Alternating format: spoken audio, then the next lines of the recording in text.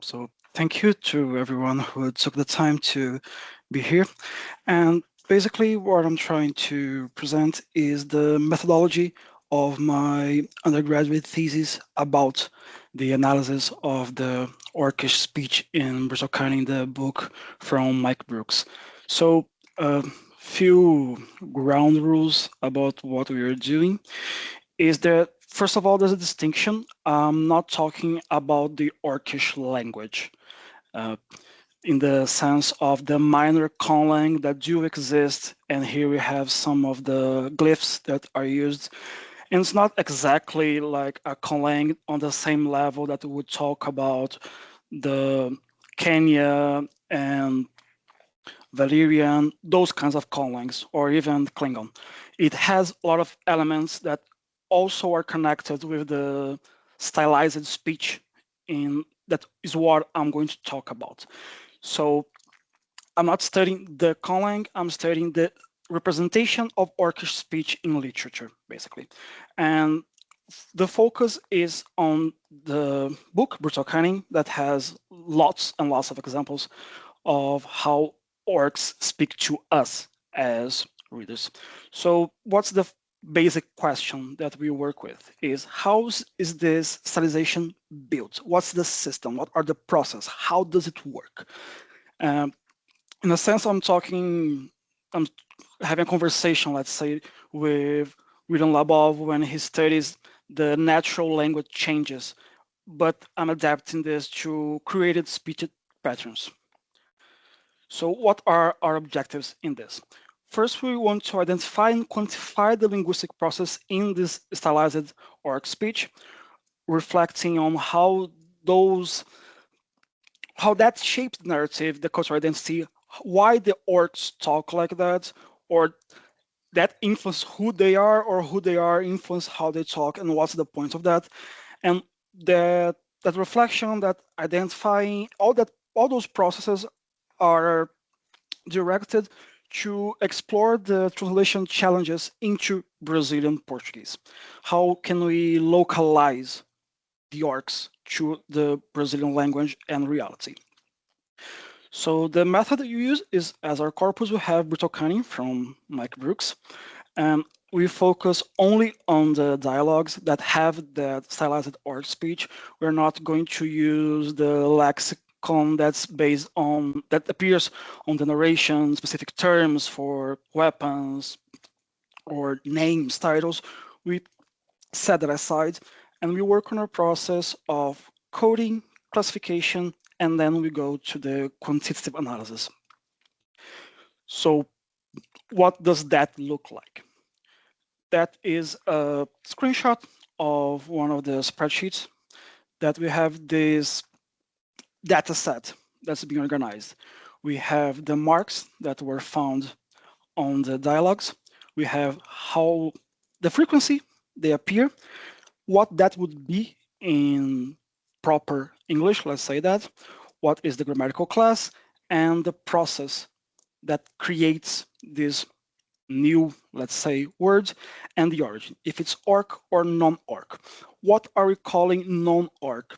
It's vernacular English that can be found in use in literature, not just in common parlance.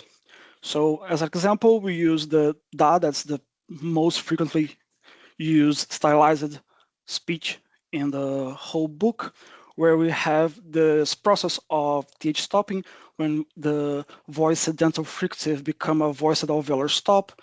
And in that case, we also mark a vowel shift from the schwa to an open front unrounded vowel. You can see that in dot, as I say it, I don't put this process because it's not clearly specified, this change. It's more like depends on the reader. And since I'm Brazilian, I'm going to read it in a way, maybe somebody who's British will read it in a different way. So it's not that clear.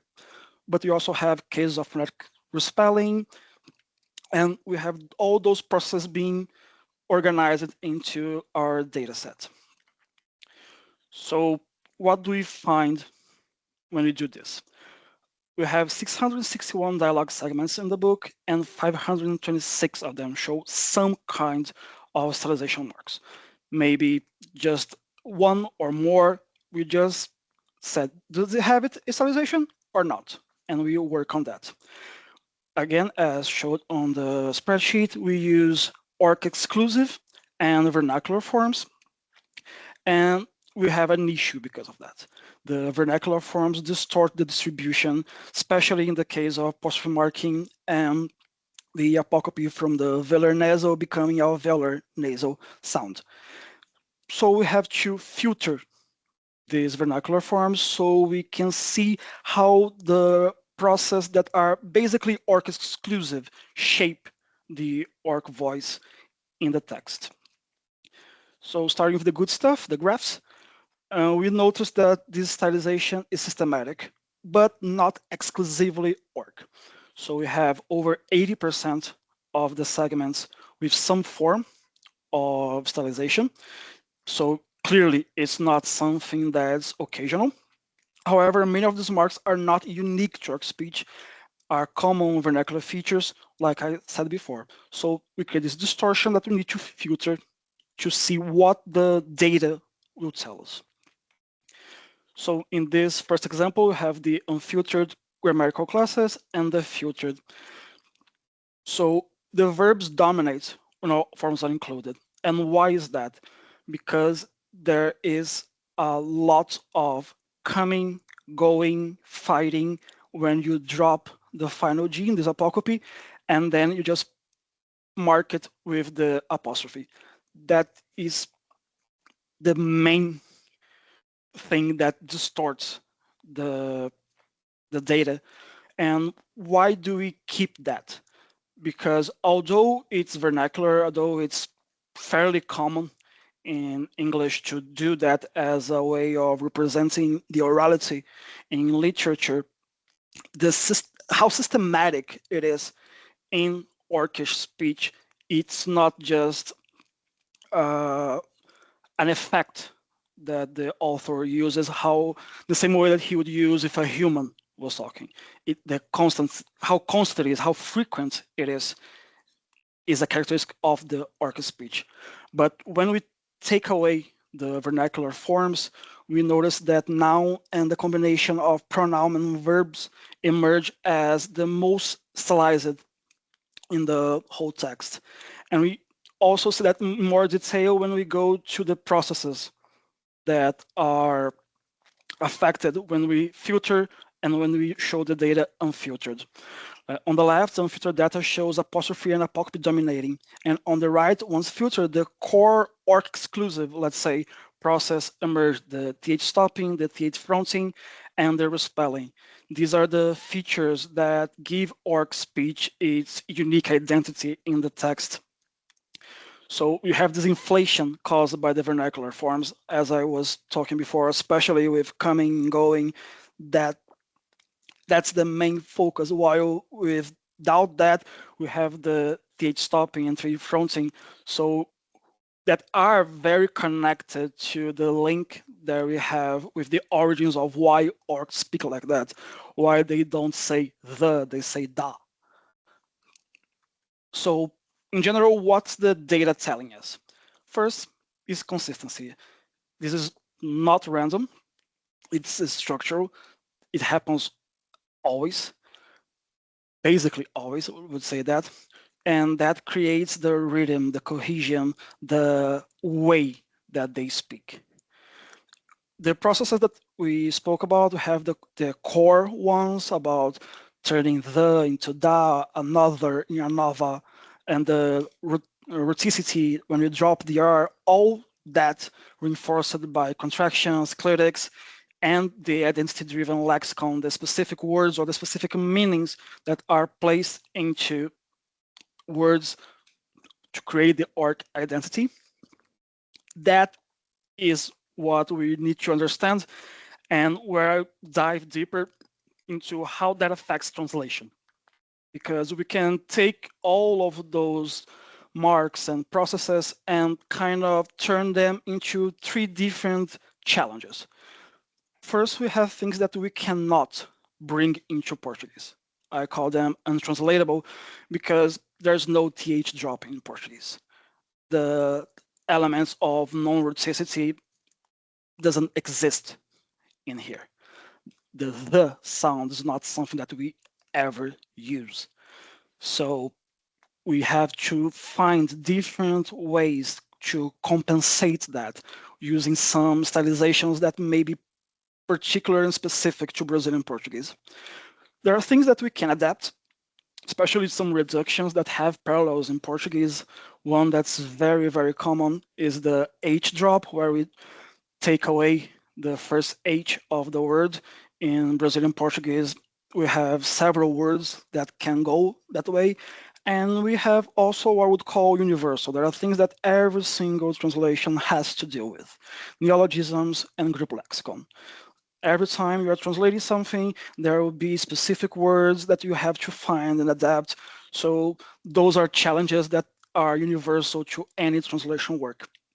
And something that we cannot ignore is that the language or the speech, to be more precise, has a narrative impact.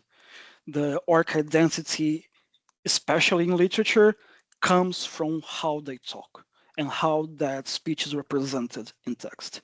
It's essential. We cannot have orcs without that specificity in their speech because they will not sound orcish. They will not look like orcs.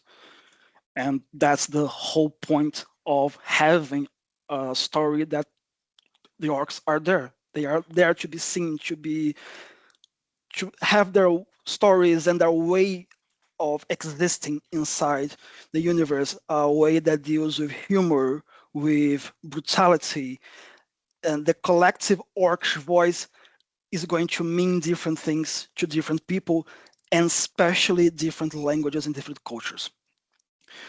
For those who are not aware, the way that orcs talk is heavily, heavily inspired in the British hooligans.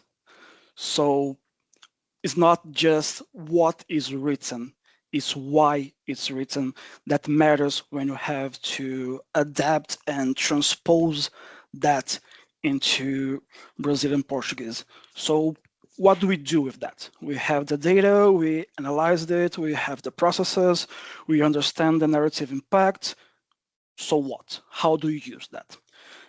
So I joke that I spent 9 months doing this to translate one single sentence, and there it is. A basic Orkish, "the boys is coming," the Orkish way of saying the boys are coming. So what processes do we work with that? We have the th stopping, the vowel shift in da. We have an orthographic respelling of the boys because we changed the S to a Z. We have in is more things because although we have an orthographic respelling, we also have the verbal leveling. The same plural, singular, is. Orcs don't have time to lose thinking about differences that don't matter at the end of the day. And the example of why data is so distorted when you use vernacular coming. The apocopy and apostrophe marking dominates the data set. And how can we turn that into Portuguese? We go and say, os cria tá vindo, where we will have the whole process of vowel shifts, consonant shifts, orthographic spelling, apocopy, phrases, verbal leveling. Some of the processes we can use in the translation, in the adaptation, localization, wherever we want to call in this sense.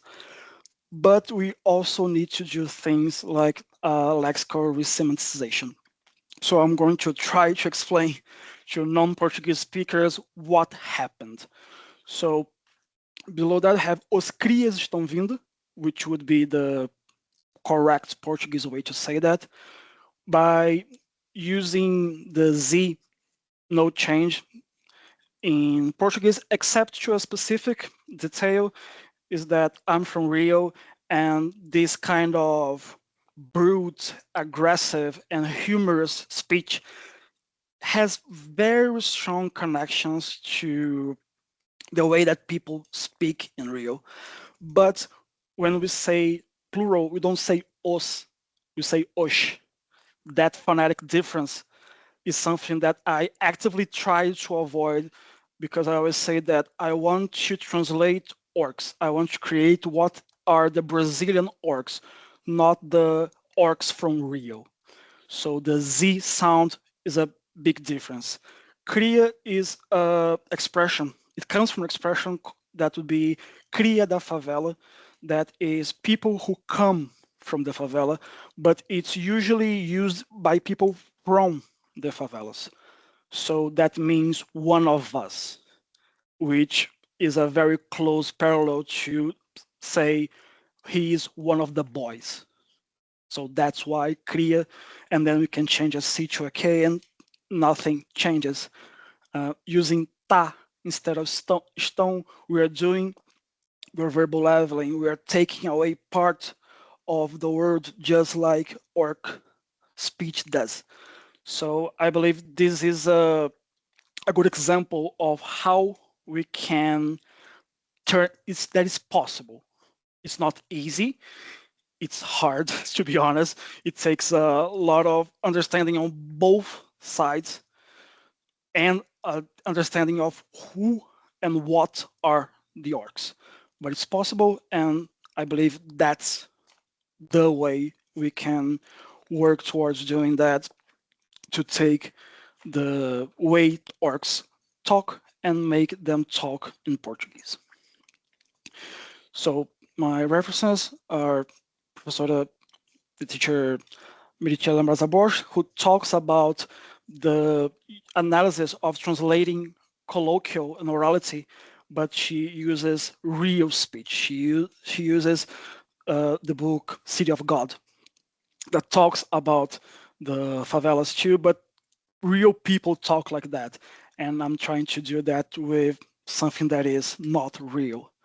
And we also have Monarcher, Venuti. Those are the basis of the whole process. We talk about domestication, foreignization. We talk about the pragmatics of translation, norms, and trying to understand what's happening in English and what we have to do, what we need to do in Portuguese. So thank you. In this presentation, I focus on the quantitative methods applied in my undergraduate thesis to analyze the orc speech.